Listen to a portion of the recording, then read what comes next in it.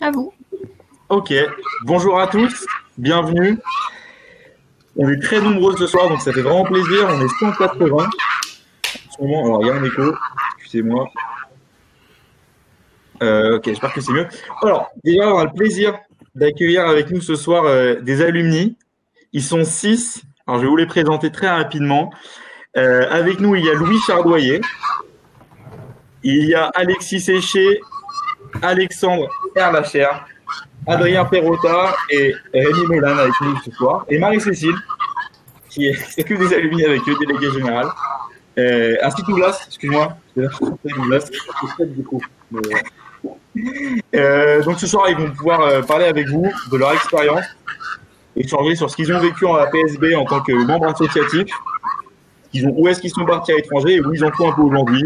Si vous avez des questions, vous voulez vous visualiser, vous pouvez leur poser tout dans le chat ce soir. Pas de tabou, voilà, c'est vraiment une discussion, donc n'hésitez pas. Et ils sont pas là pour parler vraiment que du pro. Si vous leur posez des questions un peu sur les assos, ce qu'ils ont vécu, etc. N'hésitez vraiment pas. Donc, messieurs, je vous laisse la main.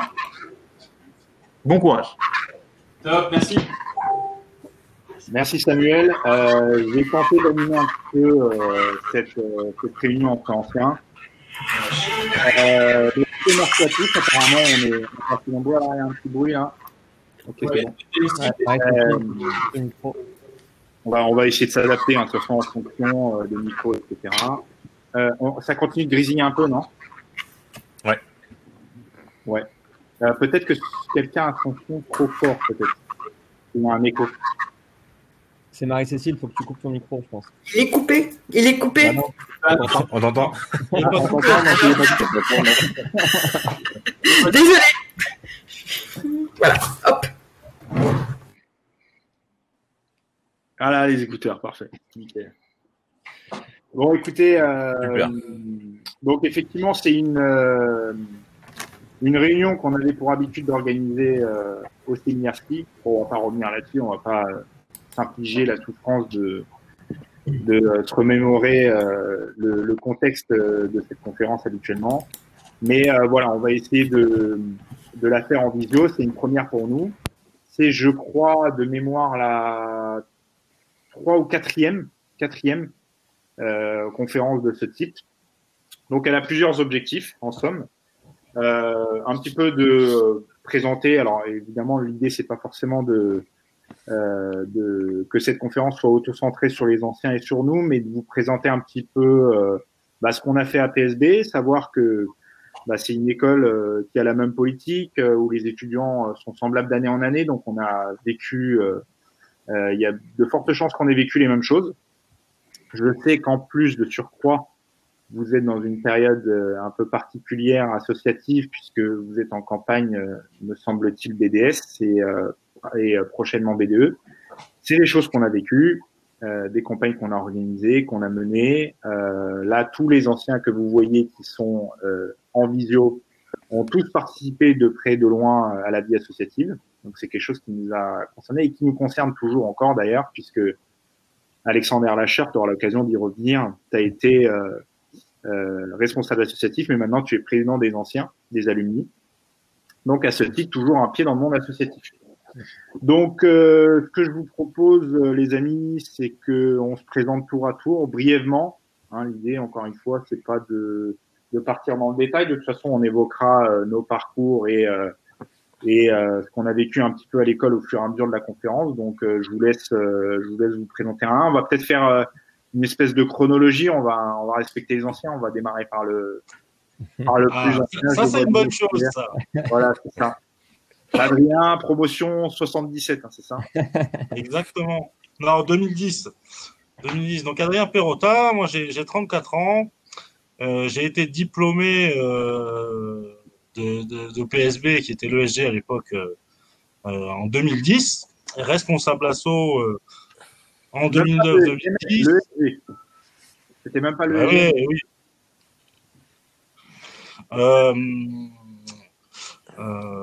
Donc, j'ai participé effectivement activement à la vie associative. La première année, donc je suis rentré en 3e année, membre d'une liste. qui a perdu, malheureusement. C'est des choses qui arrivent. Et ça apprend à se relever. Victorieux à la deuxième tentative. Trésorier du BDE et responsable asso la dernière année. Et puis après, en quittant l'école, j'ai aussi quitté la France parce que ça fait 10 ans que je bosse en Afrique. Et j'ai eu la chance de trouver, moi, mon boulot durant les journées portes ouvertes école entreprise voilà, à l'école. Donc on pourra en reparler, mais c'est vrai que dans le cadre justement de mon boulot de responsable asso, on faisait une vidéo sur cette journée porte ouverte et j'ai fait un entretien fictif qui devait durer 3 minutes, qui a duré 1h30. Et finalement, j'ai été recruté à la suite d'un truc auquel j'avais pas vraiment postulé, quoi. Voilà. Donc, et ça fait 10 ans que je suis parti. Donc, c'était un VIE à la base ou c'était vraiment un CDI? De quoi? C'était un VIE à la base ou c'était un CDI direct? Ouais, c'était un VIE d'1 an. Je suis parti au Tchad, au fin fond de l'Afrique. Donc c'est magnifique, hein. Le Tchad comme ça fait peur, mais c'est vrai que quand on monte dans l'avion pour y aller dans la petite larmichette, hein, je vous le cache pas. Mais après 2 années fantastiques en brousse, quoi, au milieu du Roi Lion, à faire un chantier de route qui était assez énorme. Donc super première expérience en tant que diplômé. Et puis derrière une mutation en Guinée équatoriale sur un pays, c'est un tout petit pays, hein, la Guinée équatoriale, c'est 28 000 km², quoi, c'est la Bretagne. Mais c'était voilà, sur ce petit périmètre une grosse activité, c'est la plus grosse activité de la boîte. Et depuis 2016, là, je suis à Madagascar comme DAF de la filiale qui est sur ce territoire-là, donc de Sogea Satom, qui est la filiale de Vinci en Afrique. Voilà, sur tout ce qui est route, ouvrage t'avais une attache particulière à la base avec l'Afrique ou pas du tout? C'était vraiment. mais pas du tout. En fait, pour aller au bout de l'anecdote, quoi, j'ai fait mon entretien fictif avec Sogea Satom parce que j'avais un pote qui était en stage chez eux et qui était avec son patron en train de faire les entretiens. Je me suis dit, quitte à faire un truc complètement pipé, autant le faire avec un pote en face. Et voilà. Donc non, aucune attache avec l'Afrique. J'étais plutôt du genre à le charrier quand il me disait, ouais, je vais partir en Afrique. Je lui disais, mais t'es malade, où tu vas? Et je suis parti finalement 2 mois avant lui, quoi. Donc j'ai quitté Paris avant même d'avoir le résultat des partiels. Voilà. Je l'ai tenté et c'est passé. Bon, on aura l'occasion d'y revenir. On poursuit avec alors là normalement c'est Rémi chronologiquement si on respecte la chronologie. Exactement. Donc Rémi Leland, j'ai 34 ans également. J'ai été responsable associatif, promotion 2011, donc juste derrière Adrien. Mon petit Fillot. Comment? Du coup, c'était toi le petit Fillot, quoi. Exactement, mais j'en profite, ça me fait vraiment plaisir de te revoir parce que ça fait un petit moment qu'on se voit pas, ne serait-ce que, comme tu l'expliquais, tu es à l'étranger depuis un bon moment et on profite de ces visios pour se revoir, donc c'est un peu un paroxysme, mais voilà, ça me fait plaisir de revoir les anciens également. Et si je me trompe pas, tu étais le responsable associatif lorsque Alexandre était dans les associations. Tout à fait. Alexandre encore était même pas majeur, si déjà un petit peu. Était président BDS quand j'étais responsable associatif. Exactement. Donc, moi, je l'ai connu du Ouais, exact. Le temps passe vite. C'est beau. Donc voilà, pour ma part, donc j'ai quitté l'ESG aussi en 2011. Donc ça fait 10 ans là cette année maintenant. Le temps passe vite.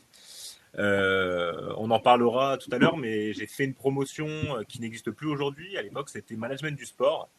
Donc, on verra comment être diplômé d'une promotion qui n'existe plus et comment se relever et être sur un univers complètement différent. Aujourd'hui, je suis responsable marketing et communication chez Bureau Veritas. Donc, tout ce qui concerne la certification et l'évaluation de la conformité des produits qui sont mis sur le marché. Donc voilà, j'ai beaucoup travaillé dans l'événementiel. On parlera de l'international. Comme Adrien, j'ai voulu prendre mon sac à dos et tenter ma chance. Moi, j'ai changé d'océan. Du coup, je suis passé de l'autre côté aux États-Unis. Un grand fan de sport US. Donc, j'ai eu la chance de travailler dans une agence qui s'occupait de l'hospitalité, donc de tout ce qu'il y a en dehors des terrains. relations partenaires et sur les sports US, football américain, baseball et basket essentiellement. Donc voilà, grosse expérience aussi à l'étranger. Et puis on revient en France avec un sac qui est chargé d'expérience et de diplômes. Donc on verra comment valoriser aussi bien le diplôme que l'expérience de chacun et le savoir-faire, le savoir-être, tout ça. On y reviendra. Yes, avec plaisir. On poursuit avec Alexandre, du coup. Yes. Bonsoir à tous. Ça fait plaisir de faire ce genre de conférence. Comme tu le disais, Doug, on a l'habitude de la faire aussi. Et c'est vrai que c'était un peu dommage qu'on la fasse pas cette année parce que généralement, ça peut aider certaines personnes à essayer de trouver un petit peu leur voie. C'est pas toujours facile de se lancer comme ça en deuxième, troisième année, voire master, de savoir ce qu'on va faire par la suite. Et justement, je pense qu'on a un panel avec des parcours qui sont vraiment hétéroclites. Donc, je pense que c'est vraiment intéressant pour vous de voir ce qu'on peut faire avec différents masters. Donc, moi, j'ai rejoint pareil, PSB qui s'appelait l'École supérieure de gestion avant, donc en première année. J'ai monté une BDS. Ça n'existait pas, les BDS à l'époque d'ailleurs.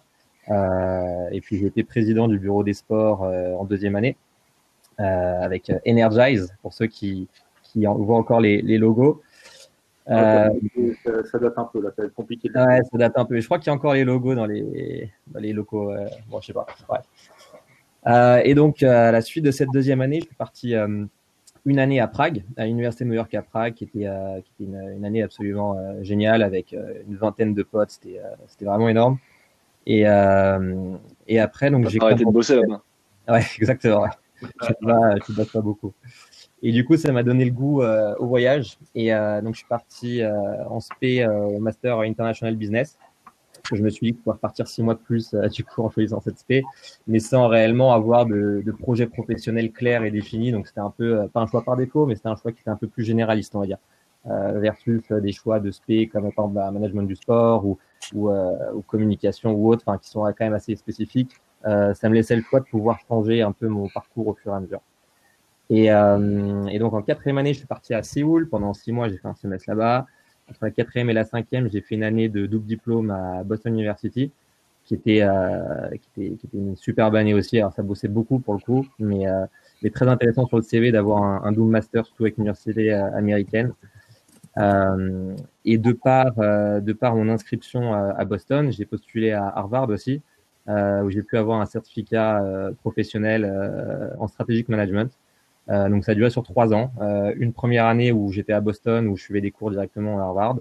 Et après 2 ans où j'étais en visio sur des cours qui étaient en live. C'est-à-dire que je devais me lever à 2h du matin. De 2h à 4h du matin, j'avais des cours. Et après, je me relevais à 7h pour aller en cours à PSD. Donc, 2 années intenses. Et après, donc, j'ai été Respasso. Donc, une année forte en émotions, surtout quand on a déjà participé à la vie associative en tant que président. Là, on voit la gestion de toutes les assos. Donc, c'est ça qui est vraiment intéressant, c'est de voir. Je crois qu'on peut dire que tu as le palmarès le plus étoffé niveau association, sur le groupe et ailleurs, je crois. Ouais, il y a peut-être Clément Mariota qui a égalité. Ouais. Il y a un temps, mais aujourd'hui, je pense que c'est toi. Ouais, oui, parce que du coup, en quatrième année, j'étais vice-président du BDS. On a relancé un deuxième BDS en quatrième année. Et voilà.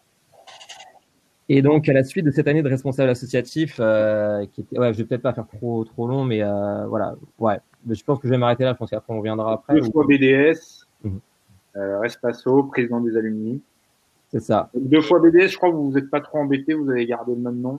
Ouais, exactement. J'avais rajouté un 2, je crois. Ils ont rajouté un 2, ils se sont. Je sais qu'il y a eu des suspicions de plagiat de logo cette année sur des listes. Ben, vous voyez, ça date pas d'hier.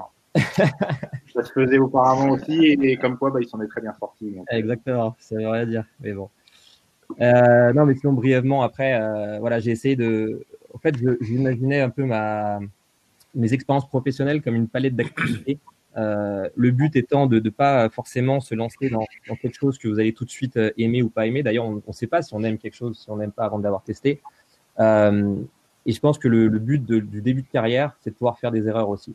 C'est-à-dire pouvoir vous tester, vous confronter à la réalité du terrain dans différentes boîtes. Par exemple, moi, j'ai fait 3 ans à Apple que j'ai adoré. C'était une super expérience. Mais au bout d'un moment, je voyais que j'apprenais plus grand-chose. Donc, je me suis dit, OK, je vais me confronter à autre chose.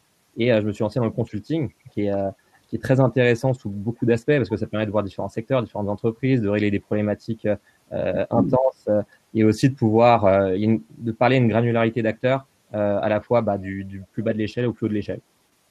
Et c'était 2 années que j'ai pas trop aimé. J'aime pas trop le monde du consulting, mais c'est très enrichissant quand même.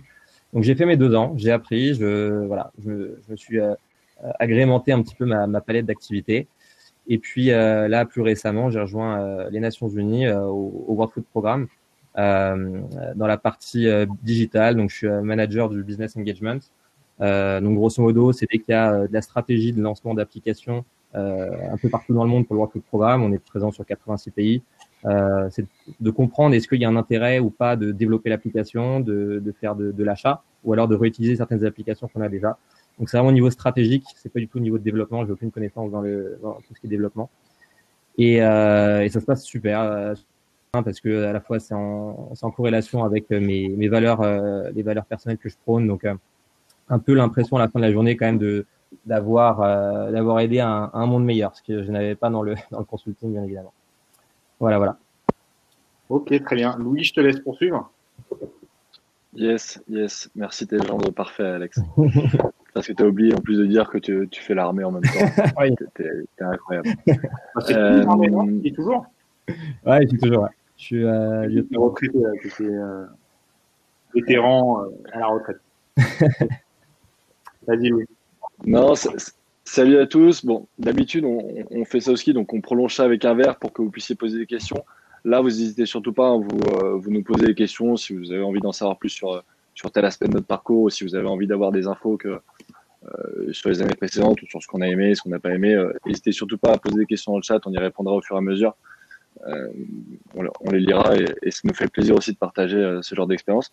Moi, je suis entré à l'école en 2012. On est entré ensemble avec Douglas. Douglas, pour ceux qui ne le suivent pas, c'est notre intervenant qui nous présente à chaque fois. On est entré ensemble. On a aussi fait notre année d'assaut ensemble. Moi, j'ai fait média. Donc, on m'a dit que vous aviez une conférence hier sur la radio. Je pourrais en parler si vous voulez, parce qu'on avait quelques radios sympas à l'époque. Ensuite, après mon année assaut qui était vraiment cool, je suis parti à New York, à Pace, faire mon année à l'étranger là-bas. Quand je suis revenu, j'ai choisi de faire un master plus business consulting, donc sur le métier du conseil, ce qu'a pas aimé du tout Alexandre. Donc voilà, si vous voulez. J'étais persuadé aussi de faire du conseil plus tard. Aujourd'hui, je fais quelque chose de plutôt différent, mais c'est intéressant aussi de pouvoir voir qu'on peut choisir un master et derrière l'utiliser pour faire aussi autre chose de sa vie pro. Donc voilà, moi je suis pas parti en césure. En césure, j'ai fait du coup le poste de responsable associatif comme mes collègues ici présents. Et à ma sortie d'école en 2018, j'ai rejoint Lydia, que vous devez sans doute connaître, pour monter le programme ambassadeur de Lydia sur toute la France. Aujourd'hui, j'ai repris l'équipe commerciale de Lydia, donc avec une équipe de 12 personnes, plus les 80 ambassadeurs qui sont répartis un peu dans toute la France. Si jamais ça vous intéresse, d'ailleurs, moi, je suis en train de finaliser mon équipe d'ambassadeurs sur les campus en 2021. Donc, si ça vous intéresse et que vous avez envie de gagner de l'argent, alors qu'en ce moment, c'est pas évident, vous postulez, vous allez taper ambassadeur Lydia sur Google, vous allez trouver facile. Donc voilà, c'est intéressant aussi de voir que moi, je suis un peu comme Alexandre, c'est-à-dire que je suis content à la fin de la journée de voir que notre travail a un réel impact aussi sur le monde d'aujourd'hui, sur les habitudes des consommateurs. Donc, je suis assez satisfait, je suis très content de mon boulot. On pourra en parler si ça vous intéresse. Ah, super, je vois des questions qui arrivent. N'hésitez surtout pas, et puis Alexandre va pouvoir donner plus d'infos. Mais voilà, donc je laisse nous poser des questions. Je vais laisser la suite à Douglas qui a réagi un peu. Je commence à adopter tout logiquement le logiciel. Alexandre, je vois que tu as déjà répondu à une question sur le fait que tu es effectivement réserviste à Saint-Cyr. Bon, j'ai remonté un peu, il y a beaucoup de questions qui ont l'air d'être orientées côté liste. Et donc, 2-3 vannes, donc c'est bonne guerre, c'est des trucs qu'on avait effectivement nous l'habitude de faire. Donc, une petite question, qu'est-ce qu'on fait quand la concurrence est inexistante? Je crois que c'est une question comme ça. Et ben, quand elle est inexistante, et ben, la concurrence contre soi, elle est déjà pas mal, et puis on peut faire en sorte de surélever un peu le niveau de l'adversaire, c'est toujours pas mal. Moi, c'est ce que j'avais fait de mon côté. L'adversaire était un peu inexistant. Alexandre m'avait aidé à les rebooster un peu. Et ça, au moins, on arrivait à se surélever un peu. Je vois que les questions arrivent pas mal, Doug. Comment? Là, il y a une question, je vois qu'il y a une question sur Pace Ah. d'Hugo qui me demande ce que j'en ai Je peux y pensé. répondre parce que tu y allais, hein, si je me trompe pas. Ouais, Comme... tout à fait. Bah écoute, Pace, c'était une super expérience parce que c'est en plein milieu de Manhattan. C'est une fac où tu vas et tu apprends vraiment beaucoup de choses parce qu'il y a un côté pro qui est hyper présent dans la fac. C'est aussi l'occasion de découvrir une ville comme New York et de vivre un an à New York. C'est voilà, c'est un truc que je conseille. Il y a des inconvénients d'être dans une ville comme New York, mais il y a énormément d'avantages et en termes de découverte culturelle. Voilà, on visite moins de paysages que si voilà, on va moins à la plage que si tu pars en Australie, mais vraiment Pace, c'est une excellente expérience. Vraiment cool, je regrette pas du tout. Alors, il y a une question qui suit. Quels sont vos objectifs de carrière à chacun d'entre vous? Donc là, c'est une question qui s'adresse à chacun d'entre nous. Donc, je pense qu'on va y répondre tout au long de la conférence à cette question-là. Petite question oui/non. Concernant le certificat Harvard, c'était payant. Oui, donc tu as répondu, Alexandre. On poursuit avec Alexis. Yes, top. L'un des derniers, c'est ça? L'un des derniers qui est toujours au bureau, si je me trompe pas, ou alors c'est une déco très particulière chez toi. Ouais, toujours au bureau. J'ai pas pu m'en aller avant. Grave. Tout d'abord, je pense qu'on peut le dire encore, hein, bonne année à tous, bonne santé. Oui, c'est vrai, on a oublié de le dire. Bonne année, bonne santé à tous. Voilà, c'est important. Du coup, moi, Alexis Séché, programme PGE 2020. Donc, j'ai quitté les études il n'y a pas si longtemps que ça. Comme vous, mes derniers mois à PSB étaient durs parce que c'était touché par le Covid. Donc, on n'a pas pu fêter ça comme on le voulait. Si je reprends un peu chronologiquement mon parcours et le but est d'un dialogue, donc je vais être assez rapide. J'ai commencé, je pense que j'ai le profil un peu archétype de l'étudiant qui ne savait pas vraiment ce qu'il voulait faire, qui se recherchait, mais qui savait qu'il voulait évoluer en entreprise. Donc, ce que j'ai fait, c'est que j'ai réalisé plein de petits stages au fil des années. Je me suis vachement investi dans les associations. Pour répondre en même temps à la question de Samy, comment on fait, tu as donné une réponse, Douglas, je vais en donner une autre. Pour moi, il faut se méfier de l'eau qui dort. Parce que nous aussi, il n'y avait pas de concurrence. Il y avait une grosse concurrence, mais on était parmi les premiers. Il y avait 3 listes BDS et il y a une 4e liste BDS qui s'est créée à la fin. Donc les deux mois avant les élections, et c'est eux qui ont gagné. Donc et c'est toujours les favoris qui perdent. Désolé Alexis. Là, il n'y a pas de souci. Après les années, c'est souvent les favoris qui perdent. On a souvent les favoris de début de campagne, en tout cas, qui se reposent peut-être un peu trop sur leur laurier, qui s'estiment déjà vainqueurs, déjà BDS. Ça leur joue souvent des tours parce qu'on est à un âge où effectivement, on n'a pas l'expérience des retournements de situation. Et ça a coûté cher à beaucoup de gens. Alors ceux qui estiment qu'ils ont déjà gagné, je vous recommande vivement de pas considérer déjà avoir gagné. Est-ce que nous aussi, on posait cette question-là, comment on fait quand il n'y a pas de concurrence? Mais du coup, un peu pour continuer sur mon parcours, donc BDS en 2e année, vice-président ski, je pense que ça, c'était l'une de mes meilleures expériences et une de mes meilleures semaines de ma vie parce que les associations, c'est hyper important, c'est là où on fait notre réseau, c'est là où on grandit, c'est là où on mûrit, c'est là où on apprend des choses. Donc on t'a récupéré quand même. Comment? Même perdant, t'as été gagnant. Ben ouais, j'ai eu de la chance. Je pense que c'est une partie de chance aussi. Je pense que la chance, on la provoque et du coup, j'ai intégré quand même le bureau BDS, même en perdant mes listes. On va dire que le président d'une asso a été assez intelligent et de composer une belle association, un beau bureau avec des bons éléments à travers toutes les assos. Quoi. Donc, tu as trahi ton ancienne liste, on peut dire. Ouais, j'ai trahi, c'est ça. Dur au début, on prend pas mal de pics, mais à la fin, tout le monde. Non, c'est vrai qu'on y reviendra plus sérieusement, mais c'est vrai qu'il y a un intérêt à outrepasser la période de liste, considérer qu'on est dans une nouvelle phase. Et là, on reconstruit une liste solide pour organiser les événements. Donc, c'est tout à ton honneur, au contraire. C'est clair.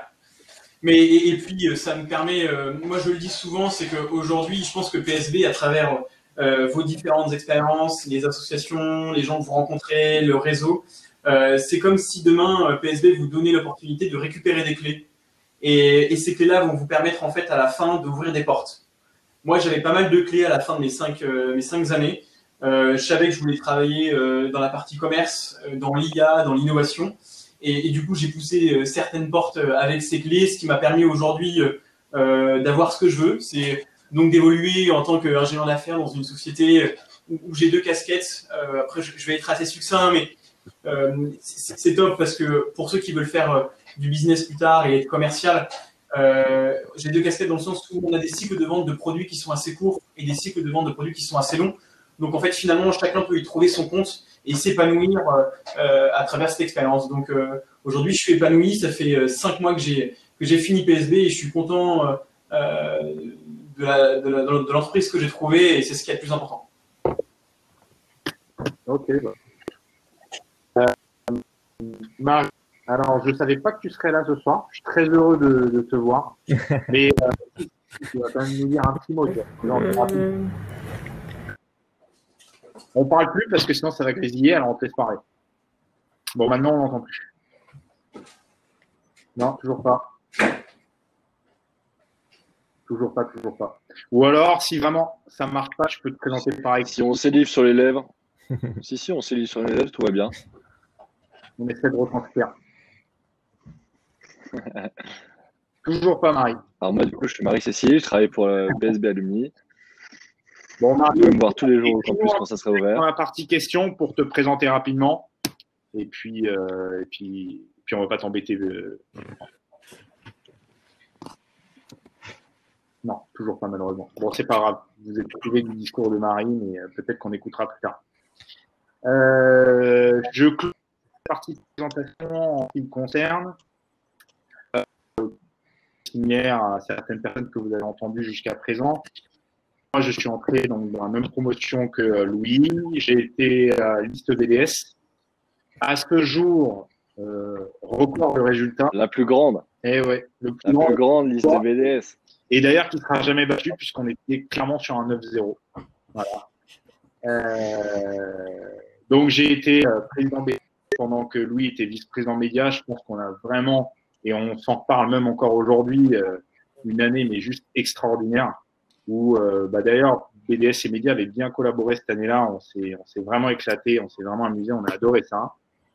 Par la suite, en année à l'étranger, je suis parti à Miami. Donc, je vais pas vous mentir,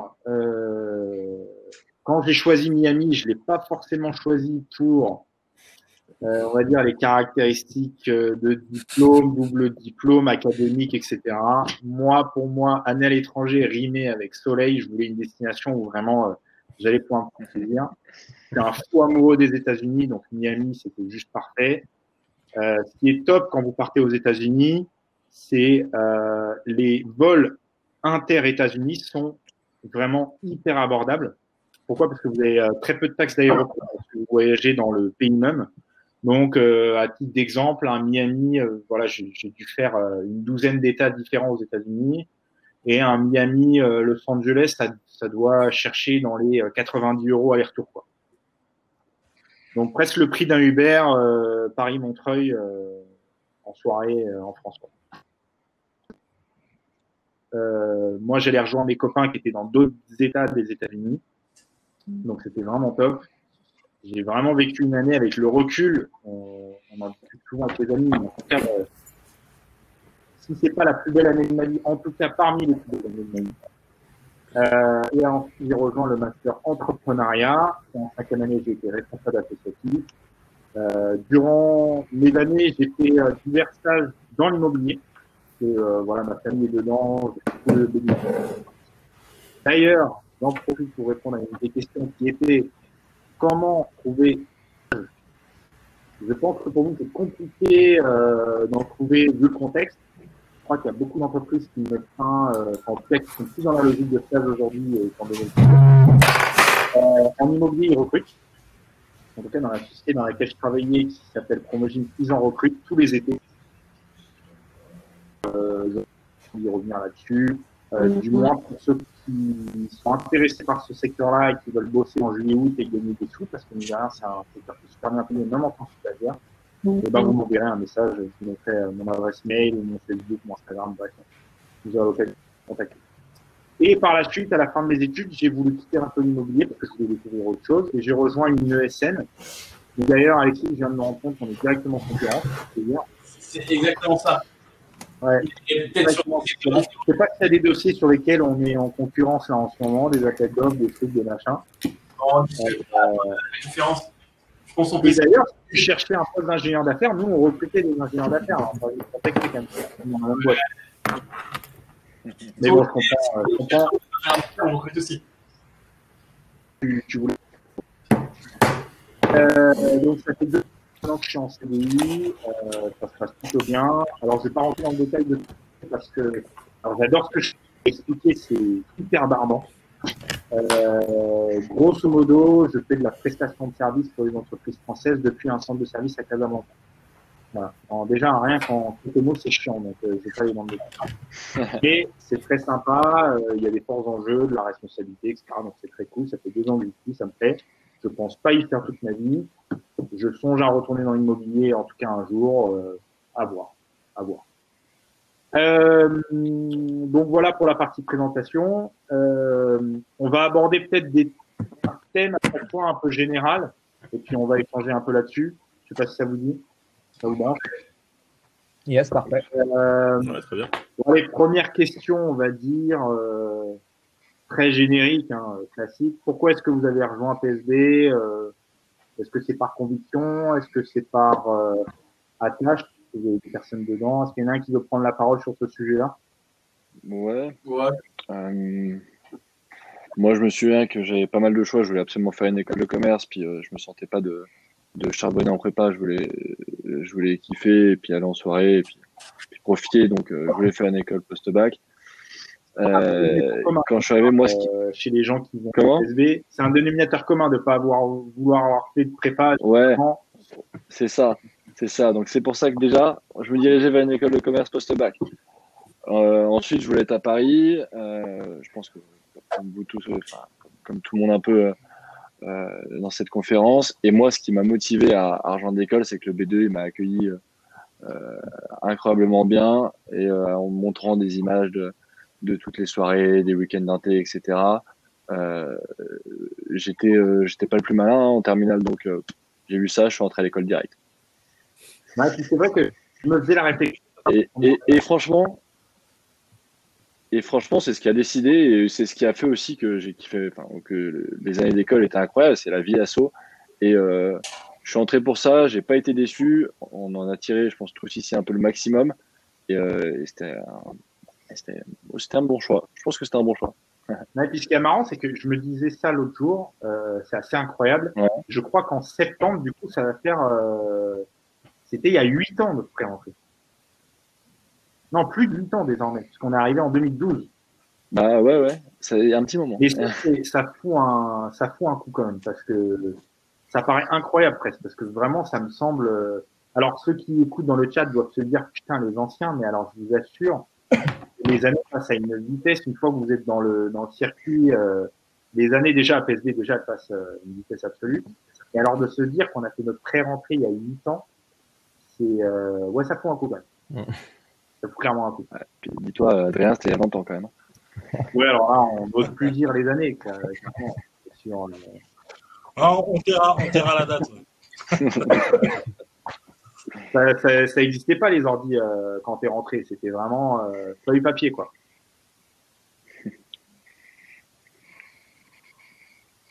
Je laisse poursuivre.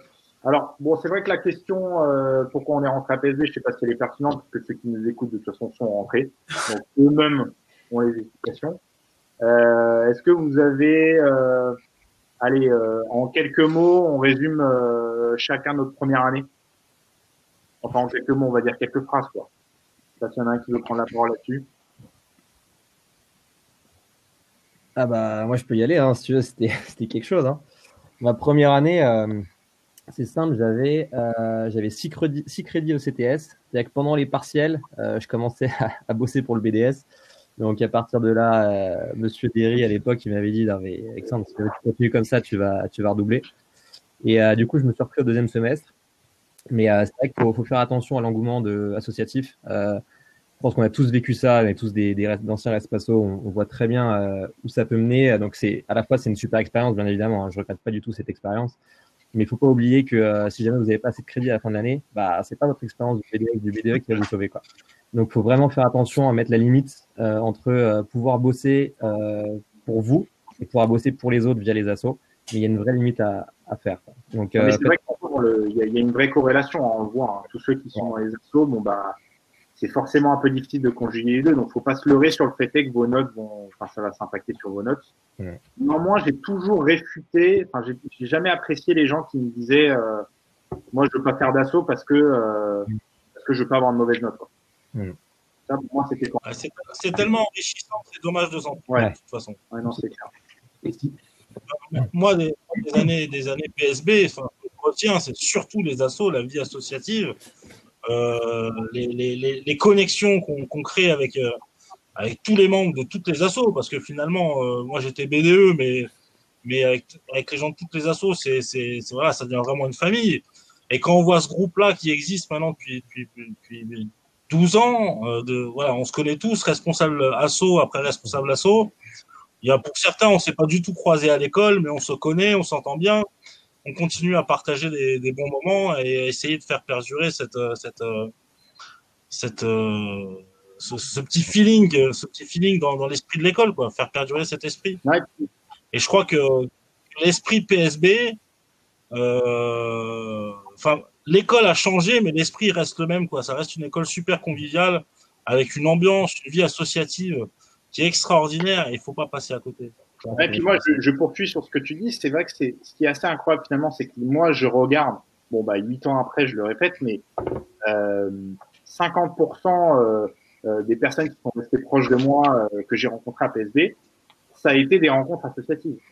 Ça veut dire que parfois, je me dis qu'avec le recul, si je n'étais pas investi dans les associations, je me serais, du coup, par conséquent, évité des rencontres qui sont aujourd'hui des personnes chères, des amis sur qui je peux compter, qui ont vraiment été des gens que j'ai pu rencontrer grâce aux associations. Ouais. Et je poursuis d'ailleurs ce qu'avait dit Louis sur les années d'après. Ce qui est assez incroyable avec la vie associative, je pense que vous serez d'accord avec moi, mais mine de rien, les vies associatives, même si elles ne concernent généralement, principalement que les premières années, première et deuxième année, conditionnent vos années d'après. Parce que mine de rien, on est convaincu de ça. Les associations vous permettent de doubler, voire de tripler vos rencontres autour de votre promotion. Ben, ça veut dire que les connexions en première, deuxième année, si elles se poursuivent à l'étranger, c'est cinquième année, vous connaissez 50% de la promo. Et moi, j'ai un excellent souvenir, même si j'ai pas trop dans les assos en quatrième année, j'ai un excellent souvenir de ma quatrième année parce que j'avais gardé un peu les connexions associatives et j'avais plein de potes, quoi. C'est ça qui était vraiment top. Donc, je pense qu'il y a un intérêt vraiment dans les assos, vraiment dès les premières années. Ouais, excuse-moi. Non, je voulais juste revenir sur autre chose. C'est que sur le fait que tu disais que de participer aux assos, effectivement, ça baisse les notes.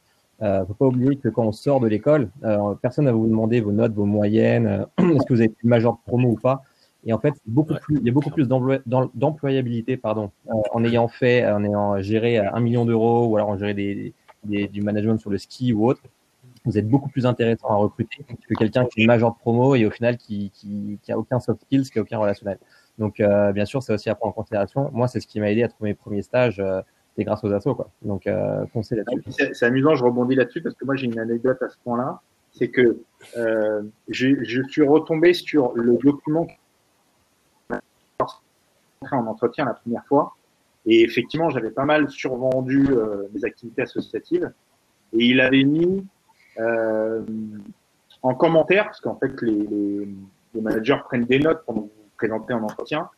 Et il avait mis, quand j'avais expliqué que j'avais été élu président BDS, il avait mis « sait parvenir à ses fins ». Donc pour lui, c'était un fait marquant, pas seulement en tant que tel, pas de se dire il a été président BDS, il faut l'embaucher. Mais la réflexion, c'était il a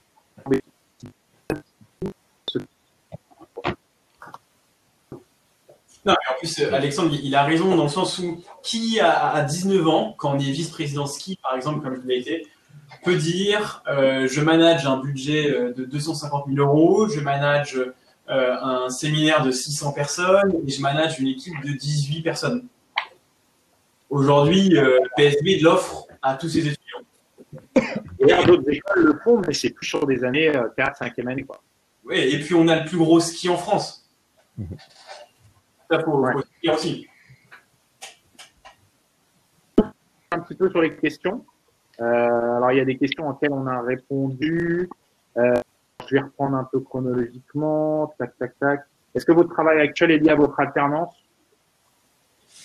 Non, mais j'ai un mot à dire là-dessus. Justement, parce qu'on fait la connexion entre les associations et puis l'alternance. Et c'est hyper important de s'investir dans les associations parce que moi, j'ai trouvé mon alternance grâce à un événement organisé par les associations. Et c'était un événement organisé par Alumni, qui était What's Next. Et j'ai pu rencontrer à cet événement-là l'ancien PDG de Renault Retail Group où je me suis présenté. Et c'est comme ça que ça a matché, on a pu discuter et c'est comme ça que j'ai trouvé une opportunité chez Renault. Donc la connexion, elle est très forte entre les assos, le réseau et l'alternance et il faut absolument pas sous-estimer la puissance de frappe d'un réseau. Ouais, donc tu as clairement exploité dès le départ les associations pour personnellement, quoi, pour ta carrière, quoi. Exactement. C'est vraiment intéressant. Moi, pour répondre à la question, c'est vous faire un bachelor. Alors, enfin, je peux dire oui parce que on a eu un bachelor à l'issue des 3 premières années, mais on ne s'est pas dirigé tout de suite vers un bachelor. Le bachelor est récent, c'était 3 ans, quelque chose comme ça. ouais, on l'a pas fait, nous. Non, enfin, dans le sens où on a fait les 3 premières années, on n'est pas arrivé pour la plupart en 4e année, mais non, on ne s'est pas dirigé de fait vers un bachelor, mais plutôt vers un votre expérience à l'étranger vous a apporté, pareil, là, je sais pas, Rémi, peut-être tu peux nous expliquer rapidement, en quelques mots, qu'est-ce que ça t'a apporté, qu'est-ce que ça t'apporte aujourd'hui, cette expérience à l'étranger? Alors, moi, je reviens et je fais la parfaite liaison avec la question qui était juste avant, parce que moi, je suis rentré en 4e année. Je ne l'ai pas dit lors de la présentation, mais voilà, j'ai fait un bachelor en commerce international au préalable, et je suis rentré en 4e année. Donc, l'expérience à l'étranger, moi, j'ai eu la chance d'en faire 3, parce que dans l'établissement où j'étais pour mon bachelor, c'était une année. Première année, c'était LV1, donc je suis parti aux États-Unis, j'ai fait ma première année à Philadelphie. À 2e année, je faisais allemand, donc je suis parti à Freiburg, une petite ville transfrontalière. Et 3e année, je l'ai faite à Montréal. Donc, en termes d'expérience, je pense que j'ai plus appris à l'étranger sur le relationnel avec les gens, la façon de vivre et les ambitions qui changent en fonction des différents pays et du mode de vie que en cours. En cours, effectivement, comme on le disait tout à l'heure, c'était pour valider les crédits et c'était quelque chose d'obligatoire. Maintenant, aujourd'hui, je bénéficie plus de ce que j'ai appris lors de mes expériences à l'étranger que en cours. Et après, par la suite, je vous l'ai dit tout à l'heure, j'ai eu la chance de vivre à New York également. Donc, avec Louis, je pense qu'on sera disponible pour répondre à toutes vos questions s'il y en a. Et je pense qu'il doit y en avoir sur cette magnifique ville américaine. Mais en tout cas, voilà, les expériences à l'étranger vont peut-être former l'ADN de votre discours plus tard en entretien. Je m'explique. Vous allez avoir un parcours qui sera quasiment similaire en termes d'études, avec certes une spécialisation un peu différente. Mais ce qui va vous différencier, c'est ce que vous avez à dire d'à côté. C'est l'histoire que vous avez à raconter. Et ça passe énormément par comment vous allez transformer l'essai de votre expérience à l'étranger. Donc bon, je croise les doigts pour que tout se passe bien pour tout le monde en ces périodes compliquées. Mais voilà, c'est le plus qu'il faut savoir transformer, pas rester entre Français, aller être curieux et aussi bien sur le côté culturel que sur le côté professionnel et s'intéresser aux différentes expériences et aux différentes personnes que vous allez pouvoir rencontrer sur place. Alexis, c'est parti.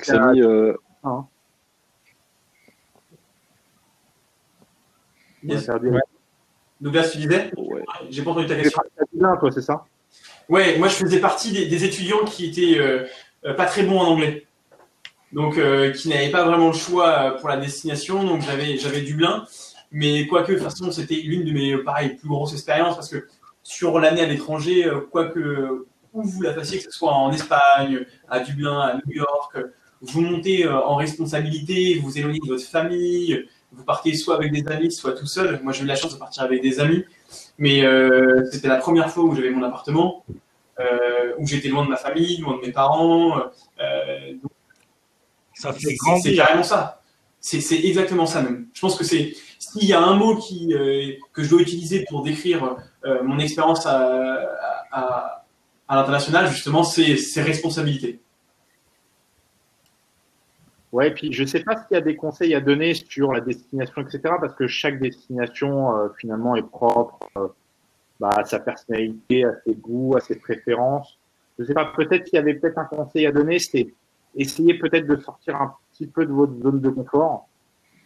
Privilégiez pas forcément la destination, on va dire, la plus proche. Je sais qu'il y a beaucoup de gens, mine de rien, qui se disent moi j'ai envie de rester proche de ma famille, etc., pouvoir les voir régulièrement. Donc c'est pas une critique, mais disons qu'il faut quand même réussir à quitter un peu le cocon et durant un an vivre partout, confronté à la réalité, surtout à l'étranger, les galères d'assurance, de loyer, de contrat, tout ça en anglais. Ça forge un peu parce que voyager, si ça reste dans un jargon uniquement touristique, comme son nom l'indique, ça vous servira pour le tourisme. Après, quand vous habitez à l'étranger, que vous utilisez la langue étrangère pour vous en sortir, clairement ce langage-là que vous utiliserez dans votre boulot plus tard. Et comme il y a de fortes chances que vous évoluiez dans un contexte international, ça peut. Et si ça peut vous rassurer, moi, j'ai pas souvenir, et les autres, dites-le s'il y a eu des cas, mais j'ai pas souvenir, ne serait-ce qu'une fois, d'avoir entendu quelqu'un qui est rentré vraiment déçu de son séjour à l'étranger, quoi.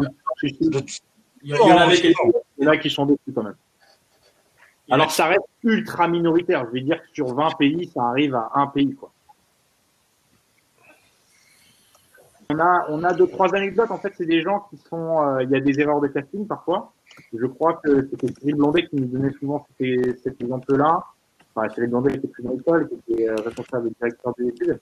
Il nous expliquait qu'il y avait une étudiante qui était partie en Chine, qui au bout de 2 mois pouvait plus gérer les Chinois et elle a fait une overdose et elle a demandé d'être rapatriée, quoi. Mais bon, là, à un moment donné, il aurait fallu qu'elle s'en rende compte un peu plus tôt, quoi. C'est clair. Comment plomber l'ambiance? Je reprends. Ça a dû la faire grandir quand Je même. reprends les questions un peu dans l'ordre. Comment accède-t-on à l'immobilier de luxe en sortant directement de PSG? C'est très simple. Il n'y a pas vraiment d'école, à mon sens, de formation ou autre. C'est de l'expérience. Et l'expérience, tu peux l'avoir par le biais de stages, justement, dont je pourrais parler plus précisément si c'est demandé. Les US, c'est peut-être une valeur plus sûre, non. Alors peut-être toi, tu peux, Alexandre, est-ce que les US, c'est une valeur sûre? Toi, tu as fait les US et tu as fait hors US. Alors c'est peut-être le mieux à même pour répondre. Ouais, c'est une question compliquée. Alors moi, j'avais fait avant de faire l'école, j'ai fait 1 an à Los Angeles, j'ai fait 1 an à Boston, j'ai fait 6 mois à Miami. Honnêtement, je dirais que ça dépend de ton plan de carrière. C'est-à-dire que si jamais tu veux bosser à l'étranger, pas en France, forcément, ça apporte un cachet qui est quand même assez intéressant. Parce que ça parle beaucoup plus aux universités américaines que certaines universités, par exemple, je sais pas, celle de Prague, même l'université New York à Prague, ça parlera beaucoup moins qu'un Boston University, un Pace ou autre. Donc oui, je pense, mais après, je suis pas sûr que ce soit si impactant que ça. Surtout en 3e année, en fait, c'est comme si quand t'as déjà eu ton bac, on va pas te demander ta note au brevet, quoi. Donc je pense que c'est vraiment sur ton année de master, si tu veux faire un double diplôme, là effectivement, ça pourrait être plus intéressant. Maintenant, après, pour trouver du boulot, je sais pas, on m'a jamais vraiment parlé de mon dossier académique. C'est vraiment plus sur ton CV avec les robots qui vont scanner les CV et qui vont admettre ou pas certaines universités, quoi. Donc, plutôt que de viser les États-Unis pour répondre, à mon avis, vise plutôt des écoles qui sont reconnues et pas forcément aux États-Unis, quoi. Alors, il y a une question qui est: qu'avez-vous pensé du week-end d'intégration? Ça me fait un peu mal d'y répondre. En plus, la suite de la question, c'est sachant qu'on n'a pas pu en profiter cette année avec le Covid. J'espère sincèrement. Et je pense qu'on est tous unis là-dessus. Je pense qu'on va se tenir en ce qui concerne une intégration, bien au contraire. Donc, Je pense que celui de deuxième année est même plus sympa peut-être que celui de première année, parce qu'on connaît encore plus que ça. toujours. Donc c'est pour ça, il y a une lueur d'espoir pour ceux qui nous écoutent. C'est ça. Pour donner un peu d'espoir à tout le monde, je dirais que le deuxième est plus cool. Le premier, en fait, vous êtes souvent avec des gens, comme vous connaissez personne, avec des gens que vous ne connaissez pas, donc c'est pas forcément vos meilleurs amis. Deuxième année, vous vous retrouvez après 2 mois de vacances d'été, donc de surcroît, en plus, vous ne serez pas beaucoup vu pendant l'année, donc ça va être un moment, je l'espère que vous allez vivre vraiment exceptionnel. Donc, et puis pour ceux qui partent à l'étranger l'année prochaine, vous l'avez déjà vécu une fois, donc voilà, vous vous en passez. Ou alors vous redoublez. Moi, j'ai une question un peu pour vous, les anciens responsables asso, les alumni. Peut-être à chacun d'entre vous, en 2-3 mots, pour pas faire long. Qu'est-ce que chacun d'entre vous changeriez si vous aviez quelque chose à changer sur vos années d'école, justement? Là, maintenant, avec votre expérience, votre parcours et tout. Je sais pas, par exemple, Rémi, je te sens prêt. Ouais. En fait, moi, c'est très simple. Je changerai ma spécialité parce que vous avez des statuts, donc ça prouve bien que ça marchait pas super bien. Non, mais objectivement, voilà, c'est une spécialité management du sport. On se dit, en tant que fan de sportif, moi, j'avais choisi PSB pour cette spécialité. On se dit, c'est sûr que ça fait rêver, travailler dans l'univers du sport, côtoyer aussi bien le monde des médias, de la publicité, les journalistes au quotidien. C'était chouette. Maintenant, la réalité fait que j'ai eu la chance de bosser quelques années dans cet univers. Et pour être complètement trivial, ça payait pas. Ça paye très mal. Donc, quand on sort d'un bac+5, qu'on a 2-3 ans d'expérience, qu'on voit qu'on est payé à peine plus que le SMIC, on a peut-être envie d'avoir des ambitions qui sont un peu différentes. Donc je suis reparti avec mon diplôme, mais clairement, ma spécialité était un peu désuète. Donc moi, je changerai ma spécialité et je me retournerai vers quelque chose de plus généraliste. Oui, mais alors c'est marrant que tu dis ça parce que tu considères que le master que tu as fait aujourd'hui, est-ce qu'il a vraiment… oui, si tu avais fait un autre master, c'est évident que tu aurais pu suivre une trajectoire différente, mais moi, je considère que le master que tu as fait, tu as appris certaines choses. En tout cas, ne serait-ce qu'autour du marketing. J'imagine que tu avais quand même des cours de marketing. Mais, il y avait le tronc commun, bien sûr. Donc, je ne sais pas si aujourd'hui tu peux le considérer comme un regret parce que finalement, il a défini ta trajectoire et aujourd'hui, personne va venir récupérer. Enfin, là, j'ose espérer que par rapport à tes années d'expérience, on ne retourne pas sur ton CV voir le master que tu as fait. Aujourd'hui, tu vends tes expériences précédentes. Complètement. Mais tu as raison de le souligner, c'est plus comment on le revend, comment on se l'approprie et ce qu'on en fait. Mais sauf erreur, la question, c'était pas sur un regret, c'était sur ce qu'on pourrait changer aujourd'hui. Moi, j'ai aucun regret de l'avoir fait et franchement, je me suis éclaté pendant ce master. J'ai eu des intervenants vraiment extraordinaires et c'était des intervenants du monde professionnel. Donc, quand à l'époque, là, je vais encore plus prendre un coup de vieux, mais quand il y a un Aimé Jacquet qui vient nous faire cours, waouh! Vous aviez Aimé Jacquet qui nous faisait cours. Ouais, qui est venu une fois en tant qu'intervenant dans un cours. Pas mal. Tu peux expliquer qui c'est, Rémi, s'il te plaît? Tu peux expliquer qui est Aimé Jacquet? Aimé Jacquet, entraîneur de handball. Tu vois, tu peux regarder en féminin. Je te laisserai Wikipédia sur ce coup-là. Adrien, toi, tu changerais quoi? Adrien. Écoute, moi, je suis plutôt satisfait de mes 3 années, 4 années. S'il y a un truc que je changerais, mais qui m'a appris quand même, c'est durant l'année de césure, j'ai fait 2 stages. J'en ai fait un premier à la Caisse des dépôts. Alors, j'ai atterri là-bas parce que j'avais un peu la flemme de chercher sur la 3e année où on faisait les listes. Et je me suis retrouvé au début de l'été sans trop de solutions. Et un ancien de l'école avait pris un étudiant qui était en césure l'année d'avant en stage 6 mois et il m'a refilé le bon plan. Et j'y suis allé un petit peu comme ça sans trop réfléchir et je me suis fait chier pendant 6 mois. Et ça m'a vraiment donné envie de trouver quelque chose de beaucoup plus intéressant et qui me correspondait plus sur le 2e semestre de cette année de césure. Et derrière, j'avais trouvé un super stage en contrôle de gestion au parc Astérix. Et là, c'est le contrôle de gestion au milieu du parc, quoi. On avait les bureaux qui étaient derrière le tonnerre de Zeus.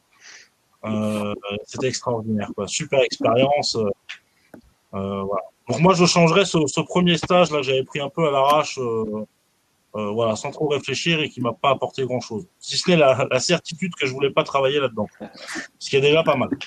Oui, et puis bon, en volume, ça fait l'histoire de quelques mois sur plusieurs années, quoi.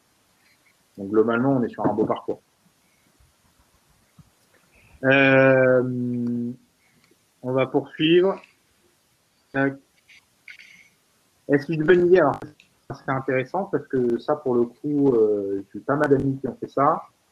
Est-ce une bonne idée de faire un master spécialisé dans une grosse école après PSB? Je crois qu'Alexandre, toi, tu avais hésité à un moment donné peut-être à te rediriger sur un master spécialisé. Quel a été ton ressenti parce que tu l'as pas fait finalement? Ouais, effectivement, bah, comme j'ai répondu, je pense que le recrutement maintenant se fait quasiment intégralement par des robots qui vont lire vos CV, parce qu'il y a tellement de demandes de CV qu'ils sont obligés de passer par ça. Et en fait, ils vont mettre des restrictions sur certaines écoles. Donc, par exemple, si on prend L'Oréal, bah, ils vont prendre le top 4, top 5 des meilleures écoles de commerce. Donc, effectivement, je pense que de faire une petite année à l'EDEC derrière pour pouvoir vernir un peu le CV, c'est toujours positif. Ça dépend en fait du choix de carrière que tu veux faire. Si jamais tu veux accéder aux grosses boîtes, je pense que c'est assez important, même si encore une fois on est l'exemple que bah il n'y a pas forcément besoin. Par contre, si jamais tu veux plutôt faire des petites boîtes ou des moyennes boîtes, ça y a pas forcément besoin. Donc ça dépend de ce que tu veux faire. Il faut aussi voir le coût que ça, parce que c'est un réel coût. Un EDEC derrière, tu rajoutes 15 ou 16 000. Bon, je suis pas sûr que ce soit obligatoire, disons. Enfin, c'est vrai que comme tu l'as dit, ça doit vraiment être cohérent avec une direction prise de carrière. Mais c'est vrai que pour rassurer, bon, c'est vrai que le calcul n'est pas forcément bête de se dire effectivement je vais aller vernir mon parcours avec une grande école. Quand on parle de grande école, bon, on parle évidemment du top 5, tout confondu, toute école de commerce confondue. Mais c'est vrai que moi, je vois dans mon entreprise, on fait beaucoup de recrutement et je pense qu'Alexis, toi aussi, en tant qu'ingénieur, tu fais du recrutement. J'ai pas la sensation, alors c'est vrai qu'on n'est pas dans des multinationales ou dans les GAFA, mais dès lors que la personne dépasse les 30 ans, il a déjà engrangé quelques expériences. Moi, en l'occurrence, lorsque j'ai fait un petit peu de recrutement, le diplôme, c'est pas du tout quelque chose que je regardais. Non, mais tu le dis, en plus, tu le dis très bien. Je pense que c'est très contextuel. Et je pense surtout que ça dépend aussi, quand on arrive, moi je me suis aussi posé la question l'année dernière, mais j'ai regardé mon CV et en fait c'est, si tu as assez d'expérience professionnelle sur ton CV, que tu as fait beaucoup de stages, des stages intéressants, que tu t'es trouvé rapidement, là peut-être que la question ne se pose pas, parce que tu as assez d'expérience pour passer justement cette barrière, comme dit Alex, des RH qui prennent que des bonnes écoles. Maintenant, si vous voulez intégrer effectivement un très gros groupe comme Bouygues Télécom, en direct, ou Google, ou Facebook, faire une école, passer le Taj Mahal pour faire une école top 5, c'est inévitable. C'est inévitable. Même avec les meilleures expériences à PSB, si vous voulez intégrer ces écoles, il faut absolument faire une école top 5. Ouais, donc ça dépend vraiment de la direction qu'on veut prendre. J'ai une question qui m'est alors directement posée, je vais y répondre très rapidement parce que ça va concerner qu'une poignée d'étudiants. Est-il réellement utile de faire un master entrepreneuriat? Encore une fois, ça dépend vraiment de ce que tu veux faire. Moi, je considère qu'en fait, vous avez des masters qui sont ultra spécialisés, comme l'audit, comme des choses, alors j'ai pas vraiment contrôle de gestion, donc voilà, des masters qui ont vraiment des débouchés sur des métiers très spécifiques. Donc là, c'est cohérent de les faire si vous avez un métier en tête. Et vous avez des masters un peu plus génériques, qui sont entrepreneuriat. Et Louis, toi, tu as fait business consulting. Donc, je pense qu'on est à peu près dans le même lot. Qui sont des masters, en fait, qui vous ferment aucune porte. Qui ne va pas vous spécialiser dans un domaine en particulier, mais qui vous ferment aucune porte. Donc, moi, je sais qu'en entretien, j'ai même pas eu à vendre mon master. La personne m'a dit, on cherche quelqu'un d'autonome. Et effectivement, le master entrepreneuriat, ça paraît ressortir de gens qui sont autonomes parce que dans l'entrepreneuriat, il faut être autonome. Donc, vous avez appris à être autonome, donc ça nous va. Donc, c'est pas parce que je savais créer une boîte qu'on m'a pris, mais c'était pour ce que ça reflétait. Donc, je sais pas si Louis, toi, tu peux nous confirmer ça avec ton master, tu as fait business consulting, finalement, tu fais l'IA. Et il est parti. Je sais pas où est-ce qu'il est. Marie,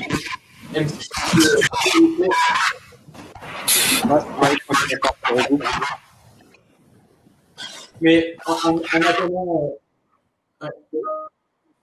Station spatiale internationale. En attendant Louis, peut-être que tu peux répondre à la question de Parce que toi, c'était le master, rappelle-moi. Achat, toi, c'est ça. achat, ouais. Et justement, je peux répondre à cette question qui était est-ce que demain on fait un master international business uniquement pour l'international?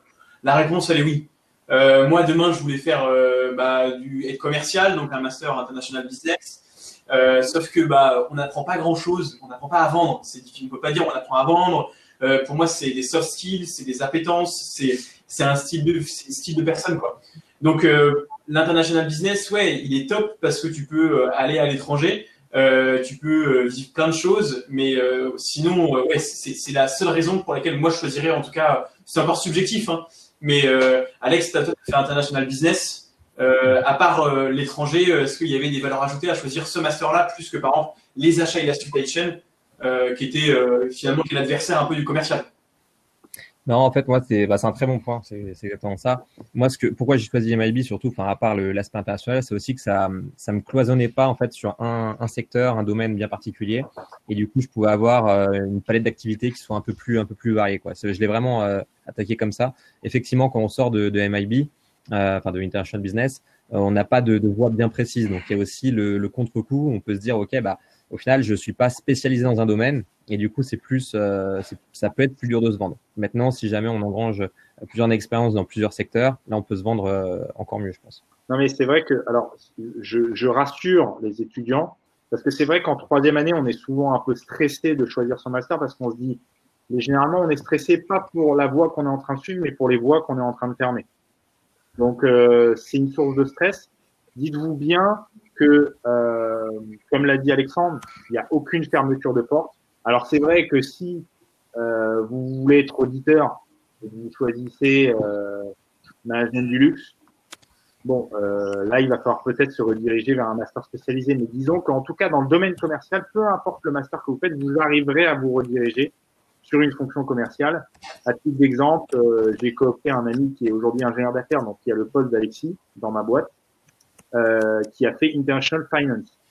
Ça n'avait rien à voir avec ce qu'il fait aujourd'hui, mais voilà, il a pu vendre un peu ses précédentes expériences, il a été en relation avec un tel, ça lui a permis de rebondir. Et Louis, donc du coup, avant que tu partes, je faisais le lien avec toi, parce que c'est vrai qu'on a des masters très génériques tous les deux. Toi, tu as fait business consulting. Pourquoi tu as choisi ça et est-ce que tu as l'impression que ça t'a potentiellement fermé des portes sur d'autres voies ou... Non, moi après, quand j'ai choisi Business Consulting, donc à la fin de la troisième année, je voulais surtout, comme Alexandre l'a dit et comme tu l'as dit, surtout me fermer aucune porte et réellement en fait pouvoir aussi, si je voulais changer, choisir une option plutôt que l'autre, avoir le temps de pouvoir me retourner aussi. Au final, moi, ça m'a fermé aucune porte parce que je pouvais rentrer dans le monde du conseil à ce moment-là, mais je pouvais aussi faire plein de choses parce que ça m'a appris une façon de travailler. Et aujourd'hui, moi, mon boulot chez Lydia n'a rien à voir avec mon master. Ce qu'il y a à voir, c'est dans la façon de travailler, la façon de s'organiser, ce genre de choses. Est-ce que lorsque, je sais pas, l'entretien, est-ce qu'ils ont regardé le master, ils t'ont posé des questions sur les matières qu'on t'a enseigné? Non, pour être tout à fait honnête, étant donné que mon boulot, moi, chez Lydia, c'est de bosser avec les campus étudiants et les assos étudiants, ce qui m'a le plus aidé, c'est mes années asso. J'aimais tellement ça que du coup, j'en ai fait mon boulot. Mais non, c'est plutôt mon année de responsable asso et tout ça, même si le master amenait en fait une certaine organisation parce que j'avais choisi business consulting et qu'il y avait une posture de résoudre des problématiques, ce genre de choses. Aujourd'hui, j'imagine que tu as encore des connaissances de ta classe. Est-ce qu'il y a une pluralité de métiers? Est-ce que tout le monde fait plus ou moins le même métier ou alors tu as vraiment plein de directions qui ont été... Non, du tout.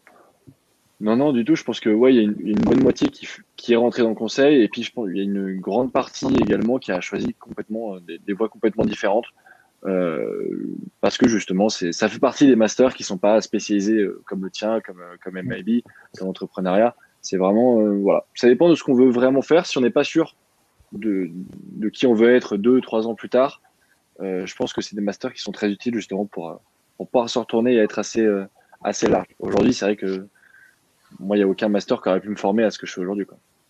En vérité. Et finalement, à peu près tous les métiers, quand on y réfléchit bien, parce qu'il n'y a aucun métier Alors, je sais que, Alexis, tu es ingénieur d'affaires. Il y a des écoles aujourd'hui qui forment purement au métier d'ingénieur d'affaires. Ah, c'est meilleur. Mais voilà, c'est vrai que dans une fonction, et d'ailleurs même, je connais des gens qui ont fait un master spécialisé ingénieur d'affaires, et ils expliquent que le métier, ils l'ont appris sur le tas, quoi. Finalement, on se rend compte que le métier, enfin, si je prends tout le monde autour ici, que ce soit Alexandre, Louis, Rémi ici, et Adrien qui nous a quittés, je ne sais pas si aujourd'hui on met en application concrètement des choses qu'on a appris en cours. Je ne sais pas si vous saurez me contredire là, mais j'ai pas le sentiment qu'on met en application concrètement des choses qu'on a prises en cours. Jamais. Ou alors effectivement, bon, on a Ouais, une notion. Ouais, je pense qu'il y a quelques domaines, tu vois, où justement il y a des choses qu'on a apprises en cours qui nous sont utiles, des souvenirs, en vérité, de nos révisions acharnées la veille du partiel. Ça, voilà, il y a quelques souvenirs. Maintenant, je pense que, par exemple, enfin, un exemple tout bête, en deuxième année, on avait du droit, même en première année, du droit de la FISCA. Aujourd'hui, je sais que moi, mon principal regret, c'est de pas avoir assez écouté les cours de Madame Chocron en FISCA, parce que aujourd'hui, c'est des trucs qui seraient intéressants vraiment je pense, dans tous les métiers, dans tous les trucs. Donc, voilà. Il y a des choses qui seraient pas mal utiles. Et d'ailleurs, je crois que c'est Alexandre qui a dit ça dans un discours, et c'est assez vrai. PSB nous apprend à apprendre, en vérité. Et c'est vrai que alors, on n'a plus effectivement en tête ce qu'on a appris en deuxième année, c'est ce qui s'est écoulé. Par contre, on a une logique d'apprentissage qui fait que dès lors qu'on est confronté à quelque chose qu'on ne sait pas, bon, aujourd'hui, à l'ère d'Internet, on se rend compte que on peut tout savoir. C'est-à-dire que, mais il faut savoir chercher, il faut savoir comprendre. Et je pense que tu seras d'accord avec moi, Alexandre, c'est un sujet phare sur ce sujet-là, quoi. Tout à fait. Après, ça dépend beaucoup des métiers aussi. Tu prends des métiers dans la finance, dans l'audit, dans la fiscalité, comme vous le disiez. C'est des métiers où, par contre, si tu n'as pas appris en cours et si tu n'as rien retenu, tu seras mauvais. Tu seras très mauvais. J'ai un ami qui fait audit. Effectivement, bon, je pense que si ça avait été une ligne en cours, aujourd'hui, il souffrirait énormément. Ah bah oui, ça c'est... Commerce, fonction commerciale, projet, RH, je vais peut-être même étendre et Rémi, tu fais un peu ça, marketing. J'imagine que, certes, les connaissances qu'on a en marketing, elles sont importantes, mais j'imagine qu'on apprend aussi beaucoup sur le tas. Ouais, complètement. Je pense que ça dépend aussi de l'univers dans lequel on évolue. Moi, on me parlait de l'univers de la certification, mais j'avais aucune idée de ce que c'était et j'avais même pas forcément envie de travailler dans cet univers. C'est un concours de circonstances qui a fait que. Et effectivement, comme tu le dis très justement, on se sert du background qu'on a appris lors de nos études et d'une intelligence de situation, j'ai envie de dire, pour s'adapter à la demande d'un entrepreneur et d'une entreprise. En fait, ça dépend si dans ton métier demain, tu utilises plus tes soft skills ou tes hard skills. Ça dépend de ça. Exactement. Mais c'est vrai que... Et tes soft skills, tu les utiliseras toute ta vie. Carrément. Et c'est vrai que autant que ça soit béton dès le début. Et il y a des boîtes où tu auras besoin des deux, du hard skill et du soft skill. Et il y a des boîtes, par contre, où tu auras peut-être que besoin du soft skill. Dans les fonctions commerciales, encore une fois, on y revient, mais c'est vrai que les soft skills sont beaucoup...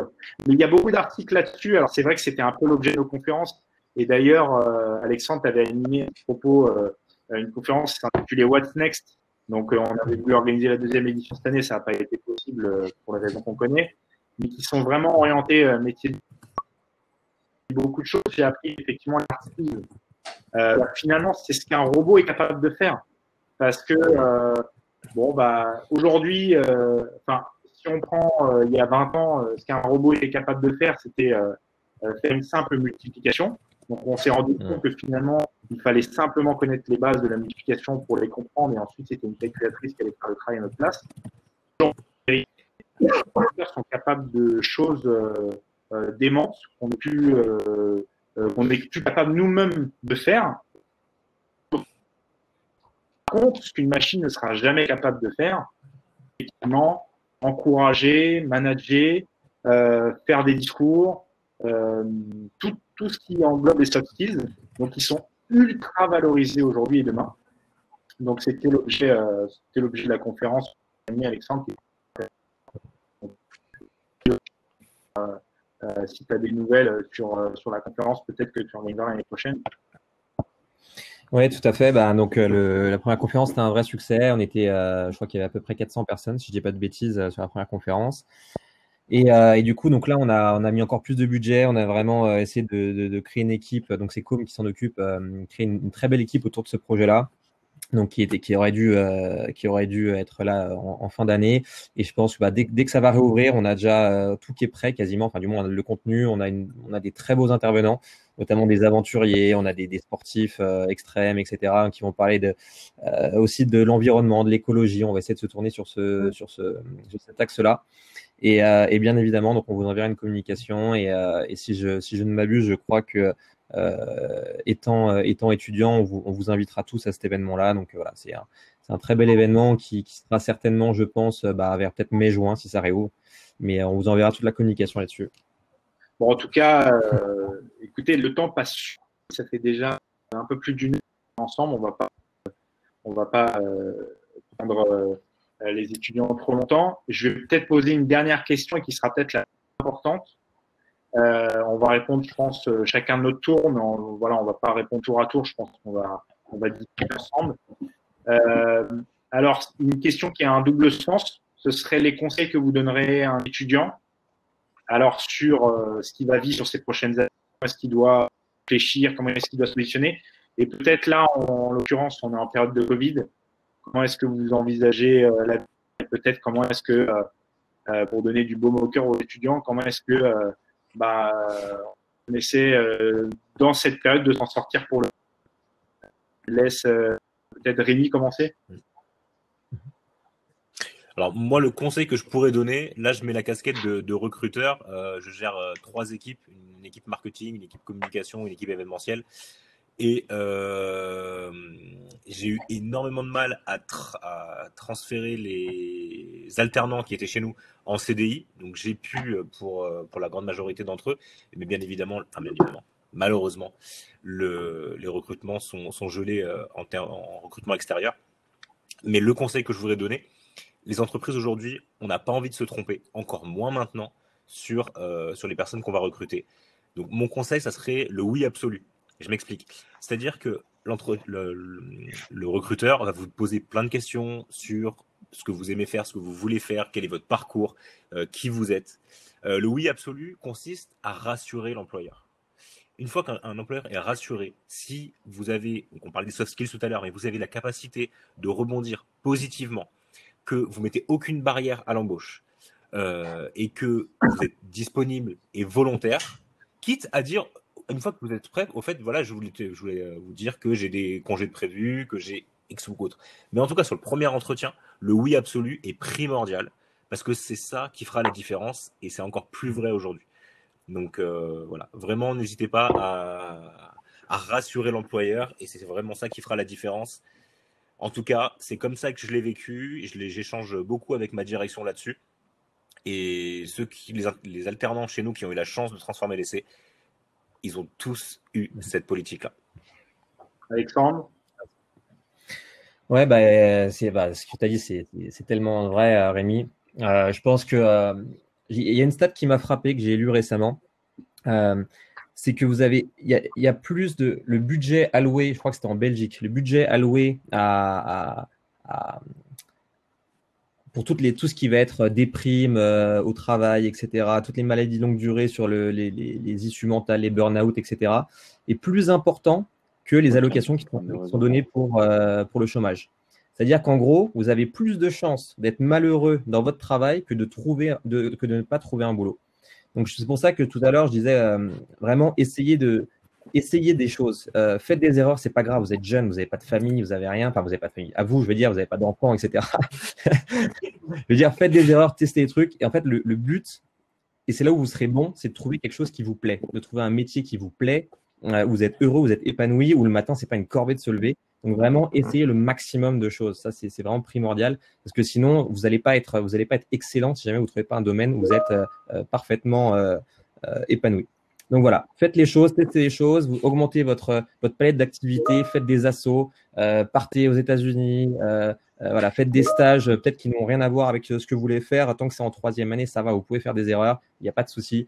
Et surtout, voilà, ayez confiance en l'avenir. C'est pas parce qu'il y a eu le Covid que tout va s'arrêter. C'est pas parce que voilà, vous avez peut-être des difficultés à trouver des stages et tout. C'est normal. C'est pour tout le monde, c'est pareil. Il y aura pas de problème plus important que ça quand vous trouverez comme ça sur le marché du travail. Donc voilà, testez. D'ailleurs, tu fais le beau parallèle avec une phrase, c'est ton préféré d'Armand Derrick, je pense que tu la connais. Ouais. C'est le bon parallèle, qui est une phrase de Confucius. Trouve le métier que tu fais et jamais un jour tu n'auras à travailler. C'est la quête numéro 1, je pense, aujourd'hui, quand on se dirige. En tout cas, quand on a fait PSB, je pense qu'on est dans cette logique-là. C'est d'être épanoui, quoi, tout simplement. Alexis, je te laisse poursuivre. Mais pour rebondir justement sur ta phrase, ta citation de Confucius, je pense pour trouver justement le métier qui va vous plaire, c'est d'apprendre à vous connaître dans un premier temps. Être curieux sur vous, mais sur les autres aussi. Et du coup, sur ces 5 années, faites un maximum de choses, un maximum de stages, investissez-vous dans les associations, dans des petits boulots à côté. Et c'est là où vous allez savoir vraiment ce que vous voulez faire demain. Et ça, c'est mon conseil. Assez court, mais mon conseil, c'est vraiment d'être curieux et de faire un maximum de choses. Louis, je pense que tu supploies ce qui a été dit. Tu as peut-être des choses à Ouais, rajouter. bien sûr. Bien sûr, je veux pas redire ce qui a été dit. Je pense que c'est exactement les conseils que je donnerais aujourd'hui. Si je peux rajouter juste un petit truc, demandez à des gens des promos plus anciennes, que ce soit des suites en première année, des deuxième année, des quatrième années, des gens qui sont sortis, des alumni. Hein. J'espère que vous pourrez nous rencontrer bientôt dans tous les événements alumni qu'on organise, qu'Alexandre organise, qu'on fait beaucoup. Mais je pense que moi, en revenant sur mon parcours, j'aurais adoré en fait avoir plus de conseils, plus d'infos. Et voilà, moi c'est le conseil que je vous donnerais. Allez-y à fond, comme on dit mes collègues, mais surtout n'hésitez pas à demander des conseils, à prendre des infos partout. C'est hyper intéressant et c'est souvent le plus important. Voir ce qui se fait aussi ailleurs, voir ce qui se fait dans d'autres écoles, dans d'autres parcours, dans d'autres cursus. C'est toujours intéressant. Mais je rebondis sur ce que tu dis. En plus, c'est depuis qu'on organise ces conférences. Moi, je suis encore en contact avec des étudiants que j'ai rencontrés dans le cadre des conférences. Ils sont venus me voir après. Je suis en qui demandent des conseils. Et je vous jure, non, n'hésitez pas, mais en plus, c'est vraiment plaisir d'avoir des gens qui étaient dans notre situation à l'époque et qui nous demandent des conseils. C'est hyper flatteur pour nous et on se fera un plaisir, encore une fois, d'y répondre. Je vais, pour ma part, pas vous répéter ce qui a été dit. Je pense que c'est vraiment 100% des conseils donnés. Moi, je rebondis sur une phrase qu'a dit Alexandre. Alors, c'est pas parce qu'on est en période de Covid, effectivement, tout s'arrête. Moi, je dirais peut-être même autre chose. Je dis que la crise, il faut également des opportunités. Je pense qu'aujourd'hui, le Covid peut apporter énormément de choses à plein de gens, surtout dans nos formations à nous. Je pense que le Covid va être très difficile pour des gens qui n'ont pas la chance de faire PSB, qui n'ont pas eu la chance de faire des études. Ça va être compliqué pour ces personnes-là. Nous, on peut en tirer un profit, je pense, extraordinaire. Et à cela, je citerai une citation de Churchill que j'aime beaucoup, qui est « Un pessimiste voit la difficulté dans chaque opportunité. L'optimiste voit l'opportunité dans chaque difficulté. » Et je pense que vous ne me contredirez pas là-dessus. C'est depuis la crise du Covid, il y a eu énormément de changements. D'ailleurs, il y a des gens qui se sont enrichis. Il y en a beaucoup qui en ont tiré profit. Je pense qu'il y a des opportunités extraordinaires qui dégagent. Il faut juste savoir les exploiter.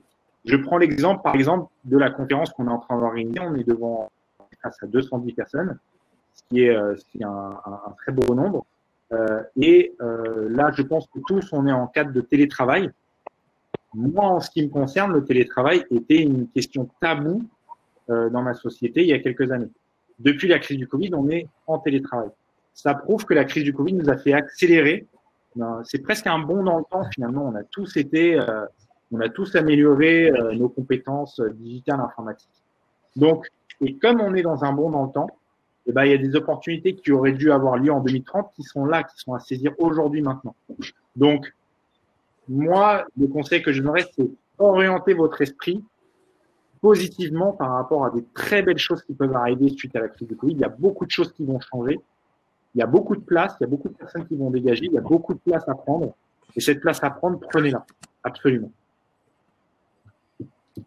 Je pense qu'on a fait le tour. Est-ce que je peux rajouter un... Ouais. Moi, je vous souhaite un bon courage pour cette fin d'année et surtout pour les campagnes des listes.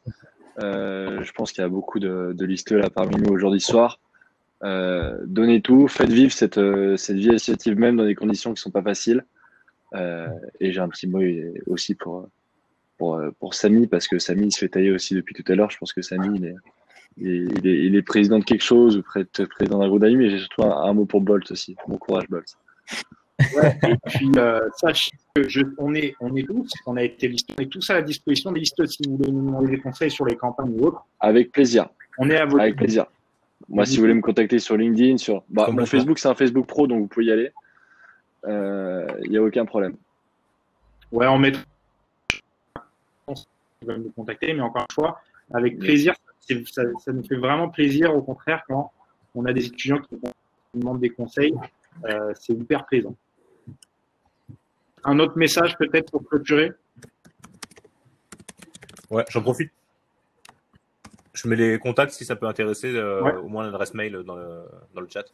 Alors les jeunes, je ne sais pas s'ils sont très mail aujourd'hui, peut-être plus LinkedIn ou Facebook ou des choses. LinkedIn, c'est mon prénom. Non, mais... C'est vrai qu'il y a les noms, ils retrouveront par rapport. Je pense que Samuel, tu pourras peut-être donner une petite liste de contacts à la fin sur les groupes, visuels, etc. Ouais. Un plaisir. Une fois, je me répète, mais insistez vraiment, n'hésitez pas à nous contacter, vraiment, ça va nous faire plaisir. Et Sam, du coup, pour finir, un petit mot? Ouais, bah écoutez, déjà, merci beaucoup. Merci beaucoup, les gars. Ça m'a fait plaisir de vous voir. Merci pour tout ce que vous avez fait là, les conseils que vous avez donnés.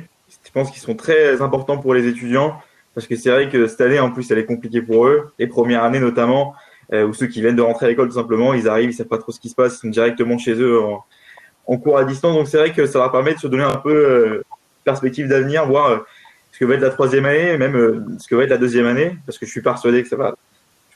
J'ai l'espoir que ça va très vite s'arrêter et qu'on va pouvoir revivre normalement, ou du moins comme on le pourra. Donc encore une fois, merci. Merci à tous. J'en profite pour continuer et dire que évidemment des 210, c'est énorme.